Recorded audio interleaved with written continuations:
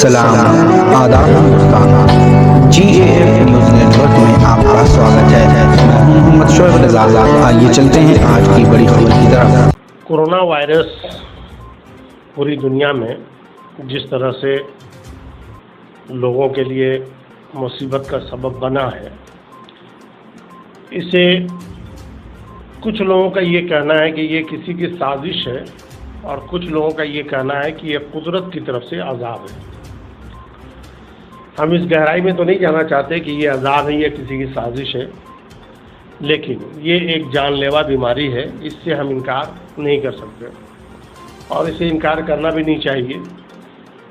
पूरी दुनिया में जो हाहाकार मचा हुआ है आज की तारीख में, वो कोरोना वायरस की वजह से मचा हुआ है। इंसान के अंदर बहुत सारी बीमारियां पैदा होती रहती हैं, लेकिन आज उन बीमारियों में से किसी बीमारी का चर्चा लोग नहीं कर रहे हैं।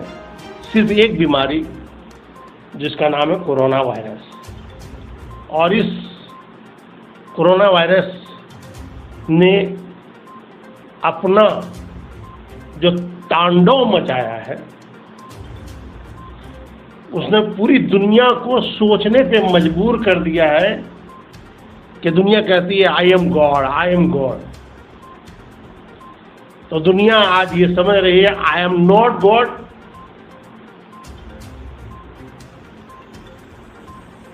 अल्लाह अहद, अल्लाह एक है। कोई भी कहीं का भी, चाहे वो किसी भी मजहब का मानने वाला हो, आज उसको यकीन हो चला है कि कोई शक्ति है, कोई ताकत है जो लोगों को सोचने पे मजबूर कर रही है। जो लोग ये चाहते थे कि साहब कोई नहीं है, हम ही हैं, आज उनको सोचने पे मजबूर कर दिया है कोरोना वायरस ने। हम कोरोना वायरस के बारे में ये कहना चाहेंगे कि देखिए, मौत और ज़िंदगी सब उसी के हाथ में है।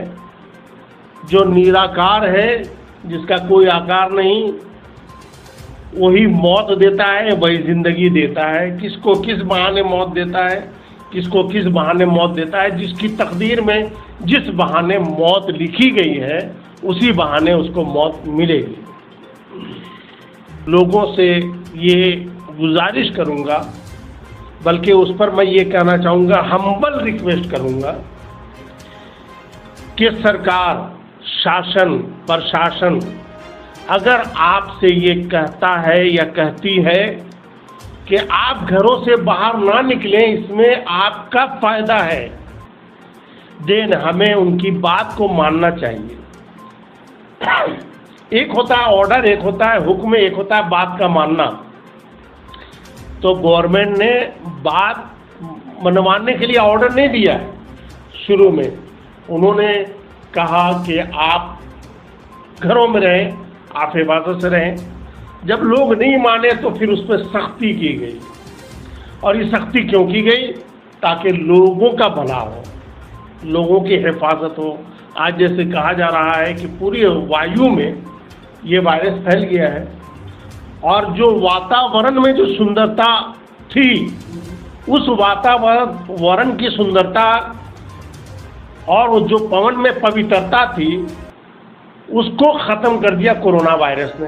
अब हम ये चाहते हैं, सरकार ये चाहती है, लोग ये चाहते हैं, बुद्धिजीवी ये समाज चाहते हैं, समाज सेवी हैं वो ये चाहते हैं, इस्लामिक स्कॉलर्स हैं वो ये चाहते हैं, मस्जिद के अइम्मा हैं, मंदिर के पुजारी हैं, या गुरुद्वारे के जो ज्ञानी होते हैं, या जो चर्च के जो फादर्स होते हैं, वो यही चाह रहे हैं कि भाई लोगों को आपस में मेल जोल ना किया जाए, उनसे दूरी बना के रखी जाए। बड़ी समस्या कि साहब दूरी कैसे हो, सबसे बड़ी समस्या। लेकिन इस समस्या का समाधान निकाला गया कि आप अपने घरों में रहो, है ना। इस समस्या का समाधान निकाला गया कि आप अपने घरों में रहो तो दूरी बन जाएगी। तो दूरी का मतलब ये नहीं है कि हमेशा हमेशा के लिए दूर हो जाया जाए, रिश्तेदारों से दूर होया जाए, दोस्तों से दूर हो जाया जाए, या अपने मिलने जुलने वालों से दूर हो जाया जाए, या किसी और से दूर हो जाए, ऐसा नहीं। बल्कि ये कि ये एक समय जो है, जिस परिस्थिति से हम गुजर रहे हैं, ये बहुत ही ख़तरनाक परिस्थिति है। इस ख़तरनाक परिस्थिति को देखते हुए सब लोग यही कह रहे हैं कि please stay home, please stay home, आप अपने घरों में रहें। देखिए, कोरोना वायरस के बारे में बहुत से लोग अपनी अपनी बात रख रहे हैं। मैंने बहुत देखा, बहुत देखता हूँ, सुनता हूँ, पढ़ता हूँ, समझता हूँ, लेकिन अक्सर ये देखा जा रहा है कि कुछ लोग नहीं मानते। आज भी, मतलब आज 13 तारीख है, सॉरी, आज 14 तारीख है, 14 अप्रैल है। आज 14 अप्रैल में भी मतलब जो है सब कुछ होने के बाद भी लोगों का ये हाल है कि लोग बाहर निकल रहे हैं, लोग पार्कों में बैठ के जो है मोबाइल चला रहे हैं, इधर जा रहे हैं, उधर जा रहे हैं। और सबसे ज़्यादा तो ये है कि जो मकान मालिक लोग हैं, सब उनमें से कुछ ऐसे लोग हैं जिनका ये है कि वो भी बाहर आ जा रहे हैं, किराएदार हैं तो वो भी बाहर आ जा रहे हैं, बच्चे भी बाहर आ जा रहे हैं। पुलिस को फ़ोन किया जाता है तो पुलिस ये कहती है कि सर हम क्या करें, बार बार समझा समझा के थक गए हैं। तो हालांकि उनका ये कहना है कि थक गए हैं, मुझे थोड़ा सा नागवार गुजरा, समझ, चूँकि मेरे पास रिकॉर्डिंग भी मौजूद है कि मैंने किससे बात किया था। मुझे ये बात नागवार होता है यार, हम जैसे लोग जो बगैर तनख्वाह के समाज की सेवा कर रहे हैं, बगैर पेमेंट के हम समाज की सेवा कर रहे हैं, रात दिन उनकी भलाई के लिए भागते हैं, रात दिन उनके लिए हम लगे रहते हैं, हम नहीं थकते हैं। आप गवर्नमेंट से तनख्वाह लेने के बाद भी थक जाते हैं। ये एक बड़ा मतलब जो चिंता करने वाली बात है, सोचने वाली बात है कि साहब आपको तनख्वाह मिल रही है, आपको पेमेंट मिल रहा है, पेमेंट मिलने के बाद भी आप थक जा रहे हैं, फिर आप कैसी समाज सेवा कर रहे हैं? साहब पता ये चला कि आप तो सिर्फ तनख्वाह के लिए काम करते हैं, समाज के लिए काम नहीं करते हैं, कौम के लिए काम नहीं करते हैं, देश के लिए काम नहीं करते हैं। आपको सिर्फ मतलब तनख्वाह से, पेमेंट से, सैलरी से मतलब होता है। हालांकि मैं ये नहीं कहता कि सभी लोग ऐसे ही होंगे, लेकिन कुछ ऐसे भी हैं जो थक गए साहब, थक गए साहब, हद हो गया। मेरे जैसा आदमी रात रात भर काम करता है, दिन दिन भर काम करता है, फिर भी नहीं थकता। थोड़ी देर के लिए रेस्ट किया, 35 से 40 मिनट रेस्ट किया, ठीक हो गए साहब। मेरी उम्र ऐसी तो है नहीं कि मतलब जो है मैं रात दिन काम करूं, लेकिन फिर भी काम करता हूं। किसके लिए भाई? कौम का फ़ायदा हो, समाज का फ़ायदा हो, वतन का फ़ायदा हो। तो कहने का मतलब ये है कि भैया थको नहीं। कहने वाले ने कहा था कोशिश करने वालों की हार नहीं होती, कोशिश करने वालों की हार नहीं होती। हमने बचपने में पढ़ा था, स्कूल में लोगों ने पढ़ा है, हमने भी पढ़ा, आपने भी पढ़ा, सबने पढ़ा है, पढ़ाया जाता है कोशिश करते रहो कामयाबी मिलेगी, कोशिश करते रहो कामयाबी मिलेगी। तो कहने मतलब ये कि जो कोरोना वायरस का जो अभी तांडव मचा हुआ है, please please humble request Mohammad Saifullah Khan उज़्ज़की करता है आप सब से कि आप अपने घरों में रहें, सुरक्षित रहेंगे और दूरियां बना के रहें। और जहाँ तक मसला नमाज की बात की है, आम तरीके से साहब मस्जिदों में ताले लग गए, ऐसा हो गया, वैसा हो गया, फलाना हो गया, ठिकाना हो गया, तो सैफुल्लाह खान उज़्ज़की साफ लफ्ज़ों में कहना चाहेगा प्यारे कि जान है तो जहान है, अगर जान ही नहीं बची तो फिर आप क्या करोगे जाकर? पहले जान बचाओ।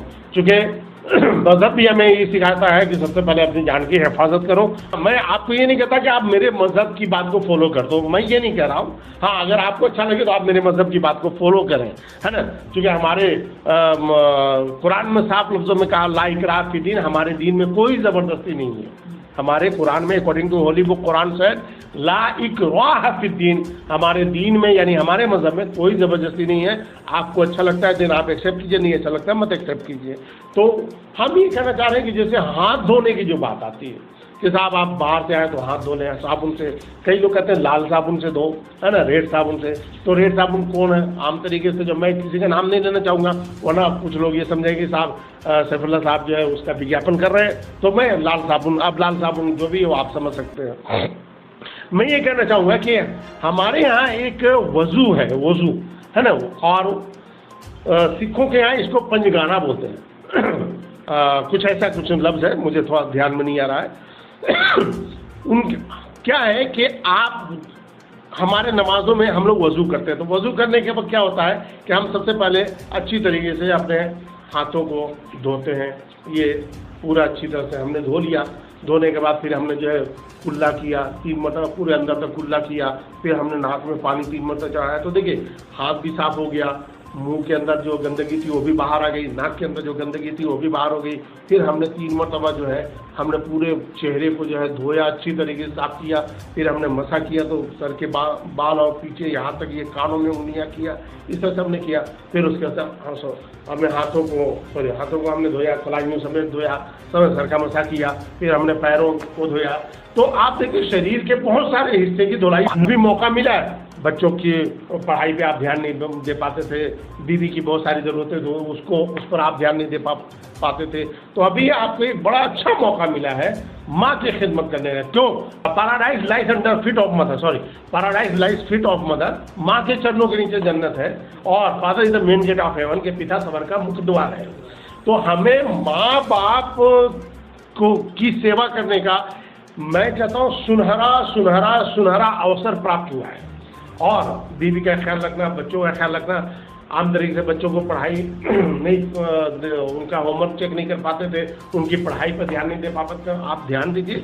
और हम ये भी कहना चाहेंगे, कोरोना वायरस की इस महामारी में तांडव जो मचा रखा है और इसकी बहाने लॉकडाउन का जो मौका मिला हुआ है, तो जो लोग हैं वो मॉडर्न तालीम जो अपने बच्चों को दे रहे थे, मौका है आप अपने बच्चों को दीनी तालीम भी दें।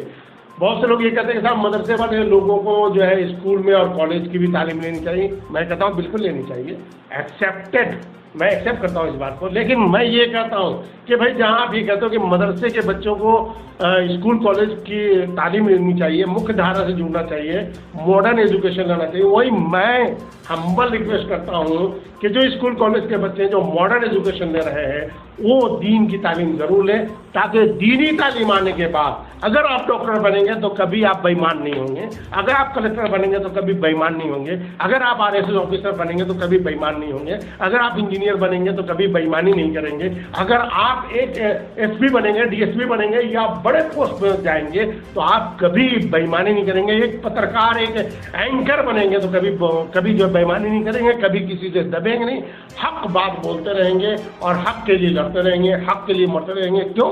क्योंकि आपको मजहब जो है ये सिखाता है कि कुछ भी हो जाए सबसे बेईमानी नहीं करना, कैसी भी परिस्थिति आ जाए बेईमानी मत करना। इसलिए मैं कहना चाहूँगा कि जहाँ मदरसे के लोगों को स्कूल कॉलेज की तालीम लेनी चाहिए, वहीं स्कूल कॉलेज के बच्चों को भी मदरसे की जो तालीम यानी दीनी तालीम, जो दीनियात है, कुरान है, हदीस है, ये सब तालीम आपको लेनी चाहिए।